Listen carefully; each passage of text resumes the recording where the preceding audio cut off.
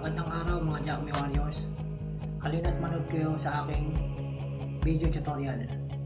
Ang gagawin ni Hero dyan ay Dos Manos number 1. Open position ang kanyang position dyan. Bago mag-start siya ay magbibigay pugay muna ng double stick. Bigay pugay ay pagbigay respeto bago magsimula sa program. Then proceed sa fighting stand.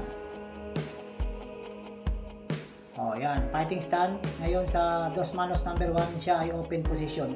Ang Dos Manos number 1 ay 8 count. 8 counting ang Dos Manos number 1. Okay, manood kayo mabuti. Strike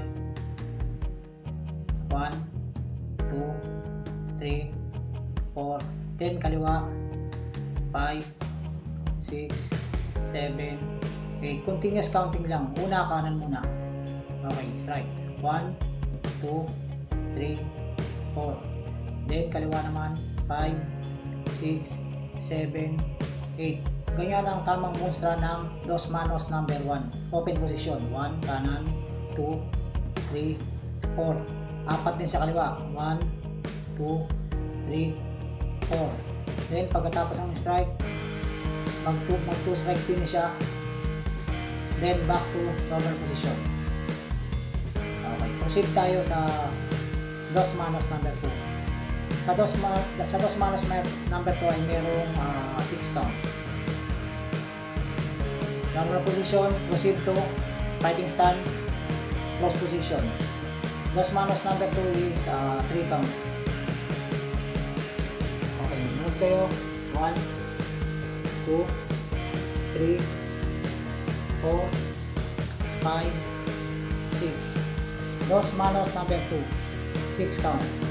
1 2 3 4 5 6. Manood kayo guys kasi madali lang naman, kaya mabagal lang ang striking hero. 1 2 3 4 5 6. Okay, 1 strike finish, then balik sa normal position. Okay, proceed tayo sa Dos Manos number 3. Ang Dos Manos number 3 ay merong 8 count. Normal position, going to fighting stand. Ang Dos Manos number 3 ay close position pa rin. Yan ang tinatawag na close position. Dos Manos number 3, 8 count. Okay, panoodin nyo ang tamang striking. Ready? 1 2 3 4 5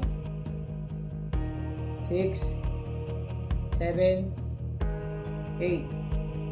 Yan ang tamang striking ng Dos Manos number 3.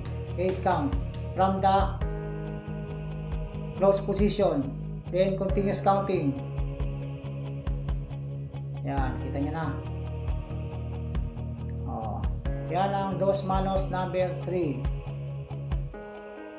Okay, once again. 1 2 3 4 5 6 7 8. Yan ang Dos Manos number 3. 1 strike finish, then back to normal position. Okay, proceed naman tayo sa Dos Manos number 4. Ang Dos Manos number 4 ay merong 10 palo o 10 count.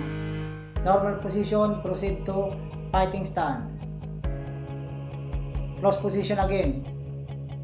Okay, panoorin ang tamang striking ng Dos Manos number 4. Okay, strike 1 2 3 4 5 6 7 8 9 10. Yan ang tamang striking ng Dos Manos number 4. 10 count. Close position. 1 2 3 4 5 6 7 8 9 10. Kayang-kaya nyo pong makuha ang mga striking ng Dos Manos kasi ang striking niya is mabagal lang.